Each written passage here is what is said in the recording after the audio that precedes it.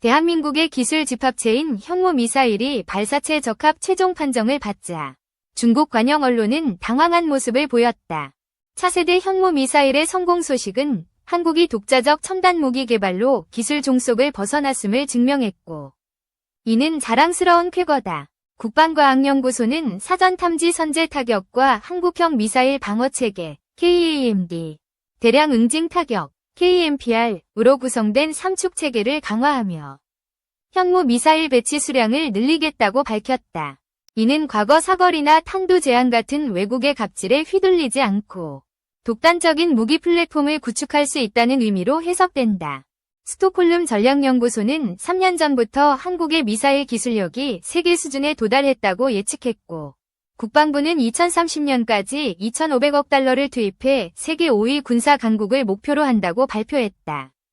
국방 예산은 차세대 무기 시스템 연구에 집중되며 현무 미사일뿐 아니라 군사위성, 고성능 전투기, 핵잠수함, 스텔스 구축함 개발이 공개되었다. 특히 전술 핵무기 탑재 가능성이 중국과 일본에 충격을 주었고, 현무 미사일은 ICBM급으로 분류되며 핵 탑재가 가능한 크기를 갖췄다. 과거 한미 미사일 지침으로 사거리가 2,000km로 제한되었지만 현무의 엔진은 그 이상을 돌파할 수 있어 최대 12톤 탄두로 중국과 일본을 위협한다. 군 당국은 고위력 현무 미사일에 핵탄두 장착 가능성을 열어두었고, 고폭탄 탄두로는 세계 최고 파괴력을 자랑한다고 확인되었다. 이를 위해 한국은 고체연료 로켓 기술과 ICBM 기술을 빠르게 습득하며 우라늄 농축 기술도 세계 정상급에 도달했다. 현무-5는 한 발의 화력이 현무-4 10발을 능가하며 다탄두 방식으로 중국, 일본, 북한 방공망을 뚫는 대량 무기로 탄생할 계획이다. 중국은 서해 현무 배치 증가에 한반도 국제전을 경고했지만 배치를 중단하면 경제 협력을 강화하겠다고 제안하며 두려움을 드러냈다. 한국은 공식적으로 핵 보유를 표방하지 않지만 수천 발의 핵무기를 즉시 무장할 능력을 갖췄고 ICBM 기술력 확보로 잠재적 핵 보유국으로 인정받는다. 발사체 적합 판정 후 군사 인공위성 소형 경량화를 완료하며 국산 GPS 소재로 중국군 위성을 탐지 불가능하게 만들었다. 미국산 소재 의존에서 벗어나 기술 자립을 이루었고, 한국형 발사체 위성은 적외선 추적으로 적 미사일을 실시간 포착한다. 100% 국산 기술은 다탄두 방식에도 적용될 전망이며, 중국 언론은 미국 레이시온의 부품 수출 제약을 예측하며 견제에 나섰다. CSIS는 한국이 사거리 8,000km 이상 ICBM 보유를 목표로 하며 북한, 중국, 일본에 경고를 보내고 있다고 분석했다.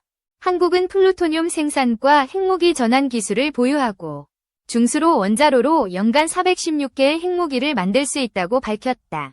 이미 4,330개의 핵탄두용 플루토늄을 보유 중이며 초소형 정찰위성 발사로 고체연료 로켓 기술을 완성했다. 고체연료 성공은 현무 기술을 중거리 및 ICBM에 적용 가능하게 했고, 한미 미사일 지침 해제로 SLBM 개발까지 성공시켰다.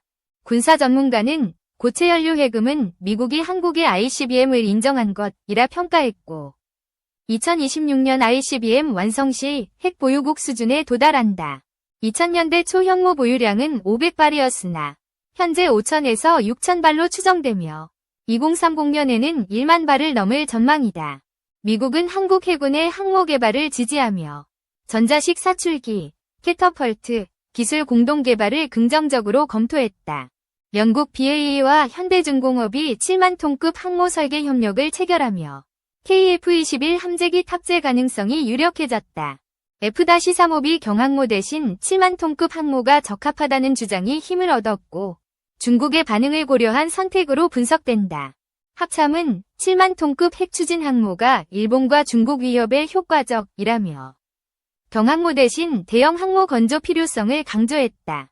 KF-21 네이비는 항모 기술 습득에 최적이며 F-352 20대보다 60대 탑재로 화력을 극대화한다. F-352는 공대함 미사일 장착이 어렵고 유지비가 높아 KF-21 함재기가 경제성과 전투력에서 우수하다.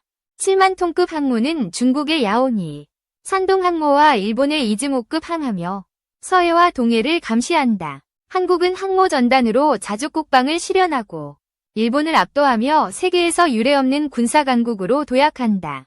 2. 다가오는 러우 전쟁의 충격적인 결말. 한국에 주는 교훈은 밀리터리 월드. 미국과 북대서양 조약기구는 지난 조 바이든 미국 행정부에서 사활을 걸고 2022년 2월 러시아가 일으킨 우크라이나 전쟁에서 줄곧 우크라이나를 지원해왔다. 그 이유는 무엇이었을까? 원래 나토 유럽은 슬라브 계통의 우크라이나에 그다지 우호적이지 않았지만 전쟁이 발발하자 무제한적인 지원을 했던 것은 우크라이나를 러시아에 뺏기게 되면 러시아가 유럽으로 확장 정책을 펼칠 수 있다는 우려 때문이었다. 우크라이나 다음은 폴란드 뒤이어 독일이 뚫려 유럽 전체가 러시아에 먹힐 수 있다는 의미다.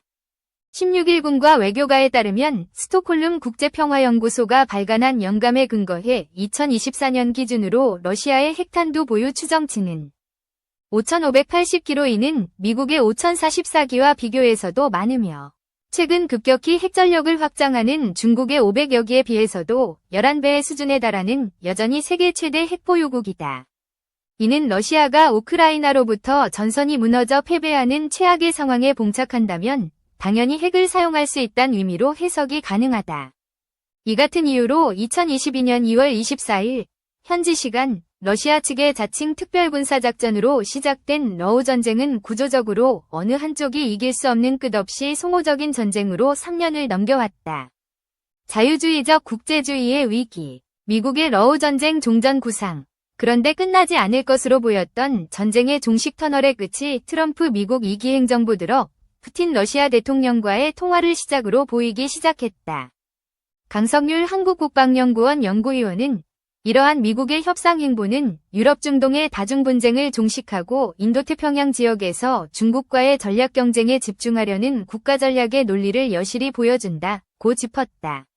이어 강 연구위원은 러시아와의 관계 정상화를 통한 중국 견제의 의도가 투영되었다는 점에서 중국과의 관계 개선을 통해 구소련을 견제하고자 한냉전기 닉슨 독트린의 역발상으로도 평가할 수 있다고 덧붙였다. 하지만 협상 과정에서 전쟁 당사국인 우크라이나와 나토의 유럽 동맹국을 배제했다는 비판도 제기되면서 오히려 글로벌 안보 우려가 높아질 수 있다는 위기감도 감지된다. 강 연구위원은 이와 관련 특히 미국의 종전 구상이 가시화되면서 우크라이나가 일관되게 주장한 영토 주권 회복이 비현실적이라는 지적과 함께 원천 배제되면서 국제사회의 안보 우려가 고조되고 있다고 설명했다. 결과적으로 러시아 측 입장에 동조하면서 불법적 침공을 사실상 용인한 셈이다. 이는 제2차 세계대전 이후 자유주의적 국제주의 질서를 주도해온 미국의 대외정책 기조의 전면적 부정으로 해석되는 대목이기도 하다. 우크라이나는 또 미국과의 광물협정 체결을 통해 안전보장을 담보하고자 했다. 우크라이나 내 전략 광물 및 석유 천연가스의 공동개발과 인프라 운용 등에서 나오는 매출을 양국이 운용하는 공동기금에 재투자하고 이를 통해 미국이 재정적 지분을 보유하는 내용으로 알려졌다. 하지만 미국은 이 같은 협정으로 창출될 이익을 기존 지원의 대가로 규정하고 있다. 전후 우크라이나의 나토 가입과 미군 주둔 방안 일축.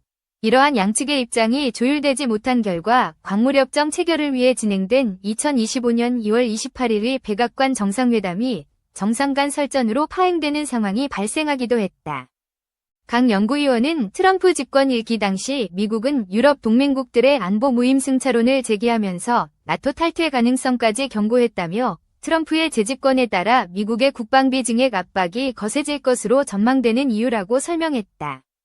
이에 2024년 11월에 개최된 유럽 정치 공동체 정상회의에 참석한 유럽연합 정상들은 유럽 안보와 경쟁적 강화를 위한 자각 노력이 필요하다고 공감대를 형성했다.